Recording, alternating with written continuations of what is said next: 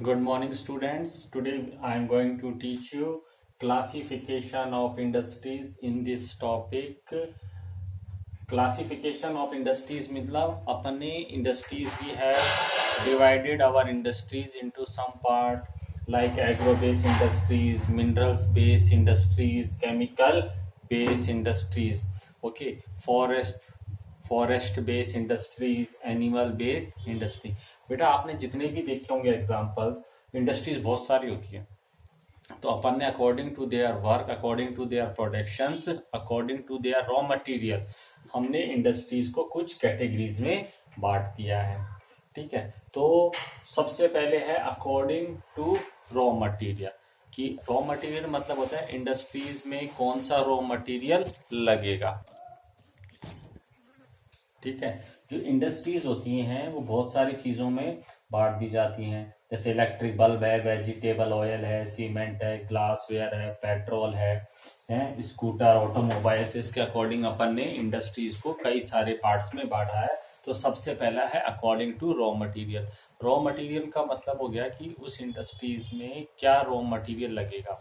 जैसे मैंने भी आपको बताया, agro based industries, chemical based industries, forest product, ठीक है, एनिमल बेस हो गई, केमिकल बेस। तो इस तरीके से कौन कौन सी हैं, देखो एग्रो बेस में हो गया cotton, woollen, jute, silk, textile, rubber and sugar, T, coffee, edible oil. Mineral based industries में हो गया, मिनरल मतलब किस प्रकार का मिनरल, जैसे आयरन और स्टील हो गया, सीमेंट हो गया, एल्यूमिनियम हो गया, मशीन्स, टूल्स, पेट्रोकेमिकल्स वगैरह हो गए। ठीक है, अब है इंडस्ट्रीज को हमने कुछ और पार्ट्स में भी बांटा है on the basis of the main role. Main role मतलब कि भाई इस टाइप की इंडस्ट्रीज अगर नहीं हो तो सारी इंडस्ट्रीज ही बेकार हैं। तो इनको नाम दिया गया है बेसिक और की इंडस्ट्री, मतलब इनके बगैर तो काम चल ही नहीं सकता। तो इसमें आ जाता है आपका आयरन एंड स्टील इंडस्ट्रीज, इसके अंदर आपके आ जाते हैं।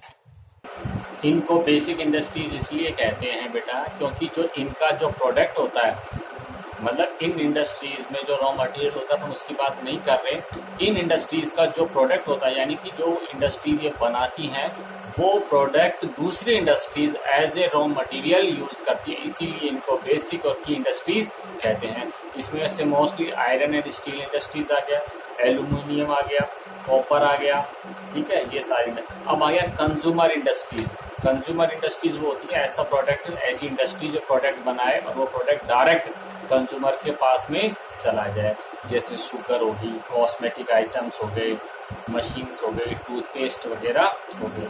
On the basis of capital investment, मतलब क्या होता है, इंडस्ट्रीज तो वैसे 3 टाइप्स में बांटी होती है, मल्टीनेशनल इंडस्ट्री या large scale industry, small scale industries और कॉटेज इंडस्ट्री। तुम्हारे सिलेबस में ये तीनों छोटे छोटे रूप में दी हुई, आप तीनों के बारे में सुन लो। तो इनको दूसरे भी नाम से भी जाना जाता है। देखो ध्यान से समझना, मैं आपको समझा रहा हूँ। अच्छा, ये इंडस्ट्रीज हो गई कैपिटल इन्वेस्टमेंट के अकॉर्डिंग। तो इनको दूसरे नाम से भी जाना जाता है अकॉर्डिंग टू द लेबर। तो इसमें skilled labour, semi skilled labour और अनस्किल्ड लेबर आ जाएगी। ठीक है, अब इनका जो क्लासिफिकेशन है वो होता है according to the investment. Investment का मतलब होता है यह टाइम पीरियड के अकॉर्डिंग, ये जो इन्वेस्टमेंट है मतलब उस कंपनी को बनाने में कितना अमाउंट खर्च होगा, ये according to the time period change होता रहता है। जैसे कॉटेज इंडस्ट्रीज है, इसमें इन्वेस्टमेंट 1 लाख से भी नीचे होता है। स्मॉल स्केल इंडस्ट्रीज हो गई, इसमें इन्वेस्टमेंट 10 लाख के अप्रॉक्सीमेट रहता है। और लार्ज स्केल इंडस्ट्रीज होती हैं, इनमें इन्वेस्टमेंट नियर अप्रॉक्सीमेट 1 करोड़ के आसपास होता है। ठीक है, अब इंडस्ट्रीज को हमने बांटा हुआ है on the basis of ownership, मतलब कि इंडस्ट्रीज का जो मालिक होता है उसके अकॉर्डिंग। तो देखो इंडस्ट्रीज 4 टाइप्स में बांटी जाती हैं, प्राइवेट, दूसरी पब्लिक, थर्ड हो गया कोऑपरेटिव। ठीक है, तो और एक फोर्थ होता है जॉइंट सेक्टर। तो फर्स्ट है प्राइवेट। प्राइवेट का मतलब हो गया जैसे आपने कोई कंपनी खोल ली हो, मैंने कोई कंपनी खोल ली, है, उसका पूरा होल्ड मेरे पास में, जब चाहूँ मैं उसको खोलूँ बंद करूँ, उसका इन्वेस्टमेंट डबल करूँ, ठीक है। तो ऐसी इंडस्ट्रीज जो होती है उनको कहते हैं प्राइवेट। जितनी भी इंडस्ट्रीज आप देखते हैं अपने आसपास में, सारी प्राइवेट इंडस्ट्रीज होती हैं। अब है पब्लिक।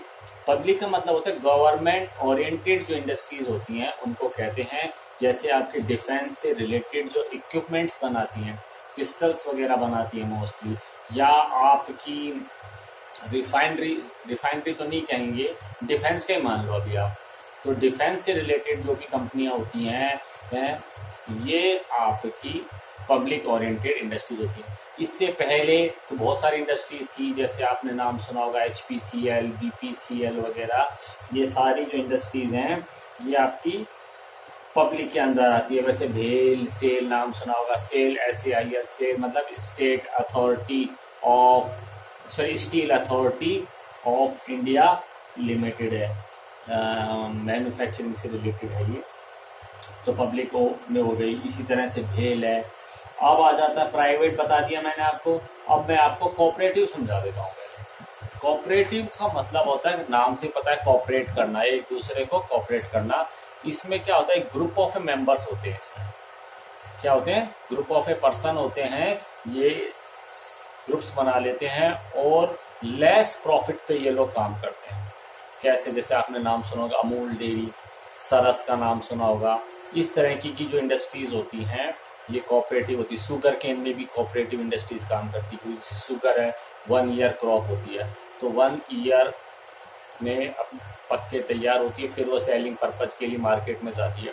इस बीच अगर फार्मर्स को पैसे की ज़रूरत पड़ेगी तो कोऑपरेटिव्स के पास में जाता है, क्योंकि वो अपना प्रोडक्ट जो है इन फ्यूचर शुगर केन वगैरह इन्हीं इंडस्ट्रीज को वो सेल करेगा, इस सेक्टर को वो सेल करेगा। तो वो थोड़ा थोड़ा अमाउंट जो है उस फार्मर को पहले दे देते हैं, चाहे वो डेली यूजेस के लिए लोन लेना, चाहे वो स्मॉल या मिनिमम इंटरेस्ट पे उनको प्रोवाइड करवाया जाता है, या कई बार तो इंटरेस्ट भी नहीं लेते वो लोग। दूसरा एग्जांपल दूंगा, जैसे सपोज कीजिए आपके एरिया में टमाटो की फसल हुई। अब टमाटो आपके एरिया में 2 रुपीज़ पर केजी सेल हो रहा है, लेकिन दिल्ली के अंदर वो अप्रॉक्सीमेट 10 रुपीज़ पर केजी सेल हो रहा है। लेकिन आपके फार्म में कितने टमाटो हैं, 10 केजी हैं, 20 केजी हैं। तो आप इसको अगर दिल्ली बेचने जाओगे तो इतना तो आपका ट्रांसपोर्ट चार्जेस लग जाएंगे। तो आप क्या करोगे, कोऑपरेटिव सेक्टर्स बने हुए रहते हैं, वो आपके 2 रुपीज़ है तो आपको 3-4 के आसपास में वो आपको अमाउंट दे देंगे और वो खरीद लेंगे, और दिल्ली जाके उसको 6-7 के आसपास में वो बेच देते हैं। तो उनका वो हाथों हाथ तो बिक जाता है, फिर वो लाके उन फार्मर्स में उस कंट्रीब्यूशन सा कर देते हैं। ये छोटा सा मैंने एग्जांपल दिया है। अब ले लेते हैं जॉइंट सेक्टर। जॉइंट सेक्टर में क्या होता है, इसमें मोस्टली आपकी रिफाइनरीज जो आ गई वो आती है। ये क्या करती हैं, तो इनमें हाफ पार्टनरशिप तो गवर्नमेंट की होती है और हाफ पार्टनरशिप जो होती है वो प्राइवेट बंदों की होती है। दोनों मिलकर काम करते हैं। जैसे मारुति सुजुकी आपने नाम सुना हो, इसमें गवर्नमेंट का स्टेक था, लेकिन धीरे धीरे गवर्नमेंट ने अपना स्टेक निकाल लिया। अब शायद बहुत ही नॉमिनल सा परसेंटेज होंगे उसमें, हल्के कुछ ही परसेंटेज होंगे, अप्रॉक्सीमेट मुझे नहीं मालूम। समझ गए। दोबारा से बात करते हैं जो पढ़ाया मैंने, क्लासिफिकेशन ऑफ द इंडस्ट्री। तो classification of the industries on the basis of raw material है। तो रॉ मटेरियल में मैंने बता दिया आपको, आपके बुक में शायद 2 ही हैं, लेकिन मैंने 1 से ज़्यादा बता दी हैं।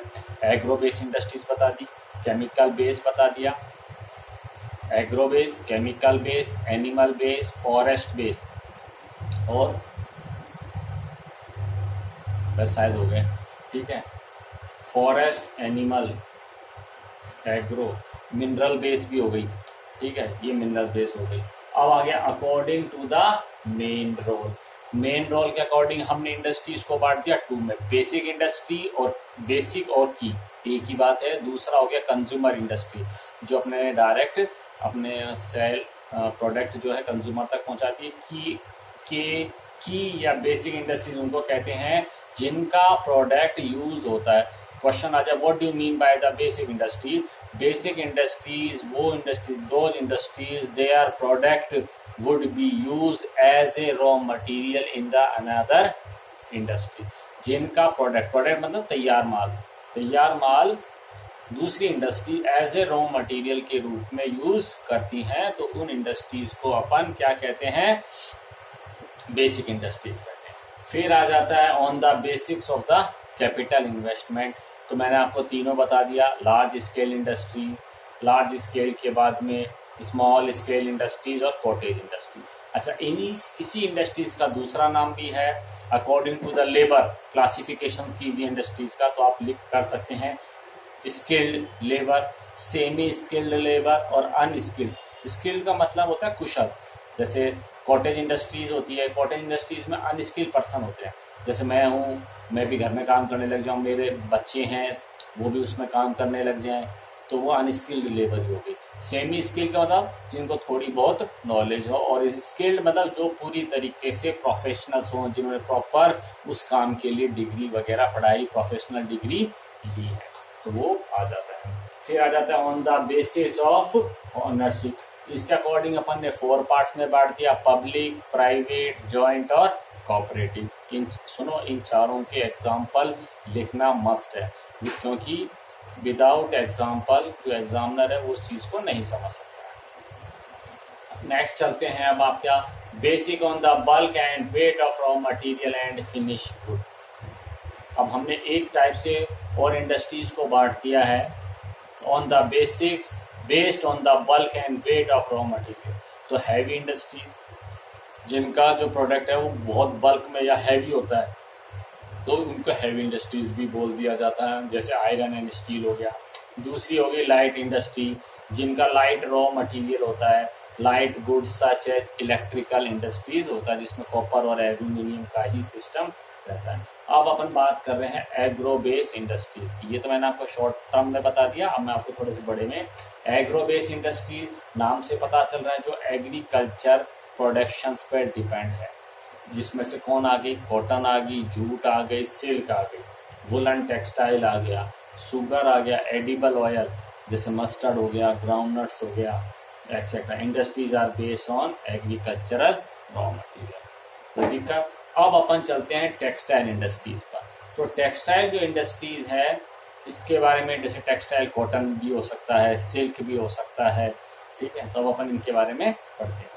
चलो, the textile industries occupy unique position in the Indian economy because it contributes significantly to industrial production, 14% employment generation, 35 million person directly, the second largest after agriculture and foreign exchange earning about इतना %। अब देखो textile के बारे में लिखा हुआ होता है, जितना प्रोडक्शन होता है उसका ये 14% है। एम्प्लॉयमेंट के अकॉर्डिंग 35 मिलियन पीपल को इन्होंने एम्प्लॉयमेंट दे रखा है। अच्छा, और जितनी अर्निंग होती है तो 24.6 जो है इससे हमको अर्निंग होती है। It contribute 4% to our GDP, अपनी जीडीपी का 4% सिर्फ टेक्सटाइल से आता है। It is the only industry in the country which is a self reliant and compete in the value chain from raw material to the highest value added production। मतलब ये raw material से लेकर पूरी तरीके से कंप्लीट इंडस्ट्रीज है ये हमारी। चलते आगे, कॉटन। अब अपन टेक्सटाइल पढ़ रहे थे, टेक्सटाइल में अब अपन कॉटन पढ़ेंगे, कॉटन के बाद में अपन जूट पढ़ेंगे, ठीक है। एग्रो चल रहा था, एग्रो में जूट, टेक्सटाइल चल रहा है, तो टेक्सटाइल में जूट और कॉटन ही आएगा, सिल्क तो बहुत छोटे मात्रा में आ जाता है। फिर एग्रो बेस में शुगर इंडस्ट्रीज आ जाएगा। चलो पढ़ते हैं। कॉटन इंडस्ट्री जो अपने एंशियंट टाइम से यूज की जा रही है, आपने बुक्स में पढ़ा होगा। जो इंडिया जब कॉलोनी बना था, जो ब्रिटिशर्स इंडिया के अंदर आए थे, वो रॉ मटेरियल के लिए आए थे, जिसमें कॉटन भी था। यहाँ पे hand spinning and handloom weaving technique थी, हाथ से काम करने वाले थे। वीविंग का मतलब होता है कपड़े बनाना, और स्पिनिंग का मतलब होता है कॉटन से थ्रेड बनाने को स्पिनिंग कहते हैं। ध्यान रखना, ये बार बार वर्ड्स आएंगे, कंफ्यूज ना हो। जब कॉटन से थ्रेड बनाया जाता है तो उसको स्पिनिंग कहते हैं, ठीक है। और उस थ्रेड से जब अपन फैब्रिक बनाते हैं तो उसको वीविंग कहते हैं। और इनको बनाने वाले वीवर्स कहलाते हैं। ठीक है, अच्छा इसका एक प्रोसेस और है, वो प्रोसेस लिख लो आप लोग। तो पहला वर्ड है फाइबर। कॉटन जो होता है एज ए फाइबर यूज होता है, रेशा मतलब। उसके बाद में इसका स्पिनिंग करते हैं। स्पिनिंग का दूसरा नाम है यार्न।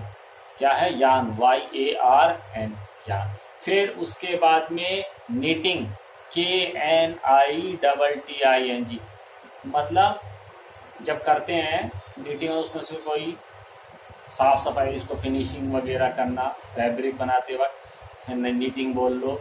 ठीक है, फिर उसको डाइंग किया जाता है। डाई करने के बाद में फिर गारमेंट्स जो है वो आपका तैयार।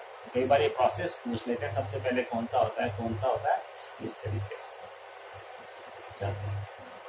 आफ्टर, दोबारा से याद करो स्पिनिंग और वीविंग का मतलब।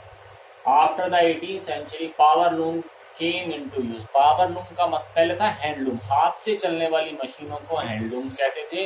पावर लूम का मतलब वो पावर थोड़ा सा नया वर्जन हो गया, हैंडलूम से नया वर्जन, कि यहाँ पे इंडस्ट्रीज जो है या मशीनें जो है पहले हाथ से चलती थी, फिर मशीनों को चलाने के लिए इलेक्ट्रिसिटी आ गई, यानी कि इलेक्ट्रिसिटी एनर्जी पे जो रन हो सके उनको पावर लूम कहते हैं। और पावर लूम का भी नया वर्जन आ गया मील्स। पहले क्या था, सारा काम अलग अलग होता था, अलग अलग रूफ के नीचे होता था, अलग अलग छत के नीचे होता था, और अब ये सारा काम एक ही छत के नीचे होता है, मील के अंदर। अच्छा, our traditional industry suffered a setback during the colonial period because they could not compete with the meal-made cloth from England. Question आ जाता है कि मील मेड क्लॉथ में और हैंडलूम क्लॉथ में क्या है। हैंडलूम जो प्रोडक्शन है वो, देखो क्वेश्चन आ सकता है दोनों में डिफरेंस क्या है। तो हैंडलूम जो है वो एक्सपेंसिव बनेगा, कॉस्टली बनेगा। मील वाला जो प्रोडक्शन होगा वो सस्ता होगा।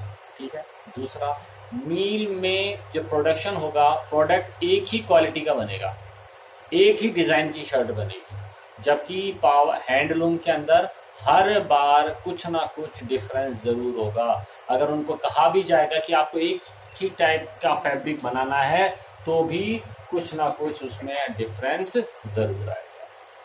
ठीक है, पुराने टाइम में हैंडमेड चीज़ें, जैसे आज भी आपने कभी होटल वगैरह पे किसी पे जाते हो डिनर वगैरह लंच वगैरह के लिए, तो वहाँ पे आपको उस होटल के अंदर शॉप्स वगैरह और लगी हुई रहती हैं। उन शॉप्स पे आपको सामान तो पसंद आ जाता है, लेकिन जब आप उनकी कॉस्ट पूछते हो तो कहते हो लूटने के लिए बैठे हो। बेटा, हैंडलूम से बनने वाला प्रोडक्ट जो होता है वो कॉस्टली होता है, रेदर देन मील या मशीनों से बनने वाले से महंगा होता है। The first successful textile mill was established in Mumbai in 1854. Underline कर लेना। The two world war were fought in Europe. India was a British colony. There was a demand for cloth in UK. Hence, they gave a boost to the development of the cotton textile industry. अब European जो थे वो भारत के अंदर textile के लिए आए थे, तो उन्होंने कोशिश करी कि ज़्यादा से ज़्यादा प्रोडक्शन कॉटन का हो। आपने शायद सुना होगा चंपारण का नाम है, चंपारण था, और एक और था अहमदाबाद मिल वर्कर का। वो किस लिए हुआ था मिल वर्कर, वो भी कॉटन इंडस्ट्री से था। चंपारण में शायद आपका वो इंडिगो डिमांड थी, इंडिगो का था, क्या था देख लेना, ज़्यादा से ज़्यादा इंडिगो के किस लिए काम होता था, कॉटन क्लॉथ में डाई करने के लिए उसको यूज़ किया जाता था। जब बार दो ली था, मैं थोड़ा कंफ्यूज हूँ, ज्योग्राफी नहीं, हिस्ट्री नहीं लेता मैं, इसलिए चलते आगे। As on November 30, 2011, there were 1946 cotton and homemade fabric textile mill in the country. About 80% of these are in the private sector and rest in the public and cooperative sector. देखो इसमें कितनी private, 80% जो है private sector में थी और बची हुई पब्लिक और कोऑपरेटिव में थी, क्योंकि माना जाता है गवर्नमेंट बेस्ड इंडस्ट्री जो होती है वो प्रॉफिट कम होती है, लेती है, इस वजह से इन कंपनीज को है बंद कर दिया जाता है। चलते हैं आगे। आज के लिए इतना ही, नेक्स्ट टॉपिक अपन बाद में स्टार्ट करेंगे।